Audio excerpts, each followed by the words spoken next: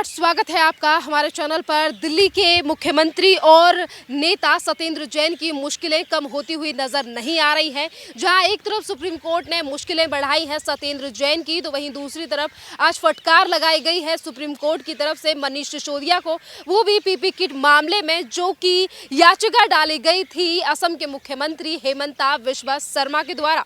इस पूरे मामले पर बात करते हैं, हमारे साथ मौजूद है उमेश शर्मा जी। सर, किस तरीके से देख रहे हैं, एक तरफ मनीष सिसोदिया की मुश्किलें बढ़ रही हैं, सुप्रीम कोर्ट ने आज फटकार लगाई है और उनकी जो याचिका डाली गई थी, मतलब एक पीआईएल को लेकर, उसे भी खारिज कर दिया है। देखिए, ये तो इस पार्टी का चरित्र ही ऐसा हो गया है। ये झूठे मनगढ़ंत बातें बोलते हैं और उसके बाद ये उससे फिर बाहर आने के लिए दूसरे झूठ और सीरीज़ ऑफ झूठ बोलना शुरू कर देते हैं। अगर आप पूरा एपिसोड देखें तो इन्होंने पीपी किट पे ये कहा था, मनीष सिसोदिया साहब ने, कि हेमंता बिस्वा शर्मा ने उसका कॉन्ट्रैक्ट का ऑर्डर अपनी पत्नी के नाम पे जो फर्म है उसको दे दिया।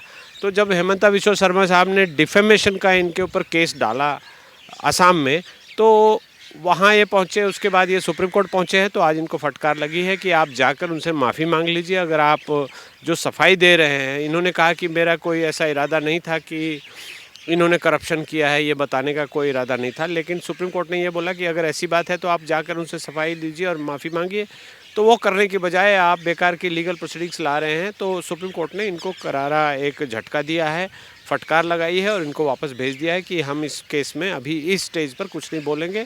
जब फैसला होता है तो होगा और उसके बाद जो भी होगा वो देखा जाएगा। सर, एक तरफ सुप्रीम कोर्ट ने फटकार लगाई है, दूसरी तरफ मनीष सिसोदिया कह रहे हैं कि मेरा मतलब ये नहीं था कि हेमंता बिस्वा शर्मा भ्रष्टाचारी।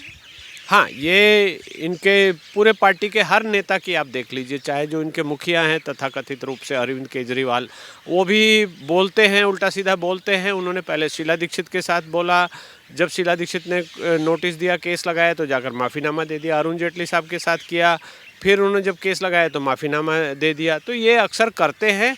इनका क्या होता है कि इनको जो डैमेज आपको करना है या इनको अपनी धूर्तता दिखानी है, ये एक बार करके गुजर जाते हैं, इंटेंशनली करते हैं, और उसके बाद ये माफ़ी मांगने लगते हैं या सफाई देने लगते हैं और ये कहने लगते हैं कि ये बात नहीं थी, हमने तो ये कहा था, ये कहा था। ये बिल्कुल आप सोशल मीडिया पे भी देखिए, इनके बिल्कुल सफ़ेद कोरे झूठ आपको नज़र आएंगे।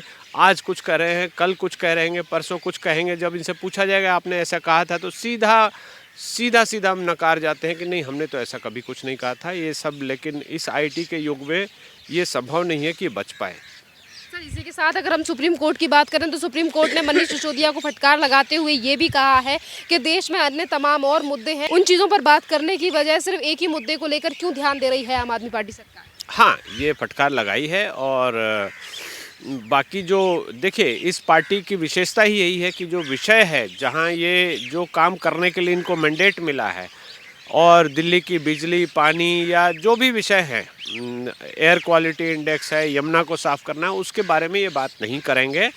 जब ये शराब की दलाली में घिरते नज़र आएंगे तो कहेंगे कि हमारा शिक्षा का मॉडल बहुत अच्छा हो गया, हमने हेल्थ का मॉडल बहुत अच्छा बना दिया।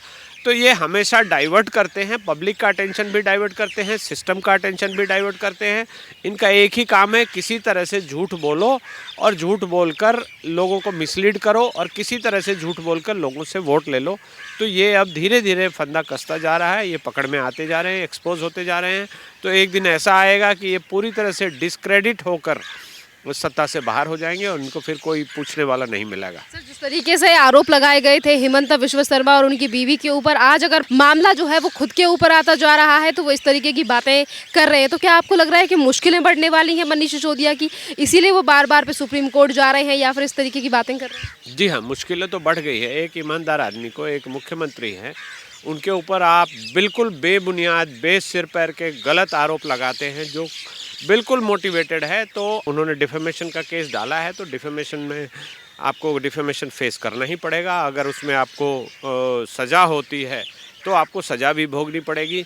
तो इस चीज़ से ये घबरा रहे हैं, डर रहे हैं, इसीलिए ऐसा नाटक ये कर रहे हैं। सत्येंद्र जैन की बात की जाए तो सत्येंद्र जैन, जिनको अभी तक मनीष सिसोदिया से लेकर केजरीवाल ने बताया कि वो निर्दोष हैं, आज सुप्रीम कोर्ट ने फिर एक बार उनकी जमानत याचिका को आगे बढ़ा दिया, सुनवाई नहीं की। हाँ, ये ऐसा हुआ है और सुप्रीम कोर्ट ने बोला कि इस स्टेज पे कोई अर्जेंसी नहीं है इसको सुनने की। और इसलिए डेट आगे बढ़ा दी गई है। और कानून के सामने सभी लोग बराबर है, चाहे वो सत्येंद्र जैन हो, मंत्री हो या कोई भी हो। तो वो एक क्रिमिनल है और अभियुक्त है, उनको सुप्रीम कोर्ट ने अभी कोई प्रायोरिटी नहीं दी है। तो ये बिल्कुल सही बात है, ये स्वागत योग्य कदम है। सर, बार बार पे ये क्यों कहा जाता है कि हमारे नेताओं को फंसाने की कोशिश की जा रही है, और वहीं अगर कानूनी कार्रवाई देखी जाए तो हमेशा ही कानून की तरफ से बड़े झटके लग रहे हैं आम आदमी पार्टी के नेताओं को? देखिए, कानून इनके हाथ में नहीं, हमारे जो जुडिशरी है वो स्वतंत्र है, इंडिपेंडेंट है, तो वो अपने हिसाब से काम करती है। उसके पैरामीटर में ये फंस जाते हैं जाकर, क्योंकि ये झूठ बोलते हैं और ऑन रिकॉर्ड झूठ बोलते हैं, सफ़ेद झूठ बोलते हैं, उसमें कहीं कोई गुंजाइश नहीं होती है। तो ये जब ये फंसने लगते हैं तो उससे बैक ट्रैक करने लगते हैं, झूठी सफाई देने लगते हैं और उससे पीछे जाकर ये उससे बचने की कोशिश करते हैं। और जब नहीं बच पाते तो जो पुराना चरित्र है अरविंद केजरीवाल साहब का कि वो माफ़ीनामा लिख कर दे देंगे, माफ़ी मांग लेंगे, सफाई दे देंगे, और ऐसा इन्होंने पहले भी कई बार किया है, तो ये फिर से भी करेंगे। तो ऐसे इनका जो दोगला चरित्र है वो सामने आ रहा है। और पब्लिक लाइफ में ये सब चीज़ें बहुत ज़्यादा दिन नहीं चलती है। ये जो तथाकथित रूप से कहते थे कि हम अच्छी अलग राजनीति करते हैं, तो ये क्या अलग राजनीति है, भारत की जनता को, दिल्ली की जनता को सब दिखाई दे रहा है। और इनकी जो ये सारी पोल पट्टी है धीरे धीरे खुलती जा रही है। तो इनको बहुत ही इस चीज़ का बहुत ही इनको कीमत भुगतनी पड़ेगी। सर, जमानत याचिका जो है वो 8 से 9 बार सत्येंद्र जैन की कोर्ट की तरफ से खारिज हो चुकी है। उसके बावजूद भी इस तरीके के आरोप लगाना और ये कहना कि बेगुनाह व्यक्ति को अंदर रखा हुआ है, ये तो सिर्फ राजनीति के चलते काम हो रहा है। देखिए, ये तो बिना सिर पैर की बात करते हैं। सबसे पहले ये देखिए कि अदालत में बेल एप्लीकेशन इनकी गई है, अदालत ने उसको सुना है, डिटेल में बहस हुई है। पूरा आर्गूमेंट को सुनते हुए इनकी ओर से जो डिफेंस है, जो सफाई है, उसको देखते हुए अदालत ने इनकी बेल एप्लीकेशन रिजेक्ट की है। और अब तो बात उससे भी आगे चली गई है, अब इनके ऊपर चार्ज भी फ्रेम हो गया है। तो चार्जशीट के बाद इन पे चार्ज फ्रेम हो गया है। इसका मतलब कोर्ट ने ये देख लिया है कि प्राइमा फेसाई, प्रथम दृष्टया कोर्ट को ये दिखाई दे रहा है कि इनके खिलाफ बहुत सारे सबूत हैं।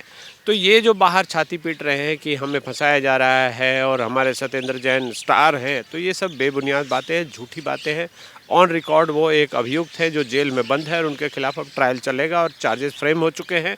और अब देखते हैं कि आगे इसमें गवाही के बाद क्या होता है इनका फैसला। एजेंसियों की स्वतंत्रता के लिए अरविंद केजरीवाल ने शुरुआती दिनों में आंदोलन किया। आज अगर वही एजेंसियां काम कर रही हैं, इनके नेताओं को पकड़कर जेल में डाल रही हैं, तो फिर एजेंसियों के ऊपर सवाल क्यों उठाए जाते हैं? देखिए, सवाल तो इनको इसलिए उठाना है क्योंकि इनके मंसूबे पूरे नहीं हो रहे, इनकी बेईमानी, इनकी चोरी, इनका भ्रष्टाचार पकड़ा जा रहा है, इसलिए वो वैसी बिना सिर पैर की बातें करते हैं।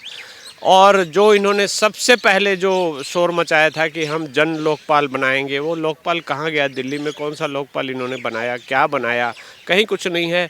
वो एक लोगों की आंखों में धूल झोंकने के लिए ऐसी बातें की थी। अब जब सत्ता इनके हाथ में आ गई है तो लोकपाल को भूल गए। ये पूरे गले तक भ्रष्टाचार में डूबे हुए हैं, मैनिपुलेट कर रहे हैं चीज़ों को और वोटर्स को लुभावने वादे करके ये ठग रहे हैं और कुछ नहीं कर रहे हैं। बहुत बहुत धन्यवाद सर।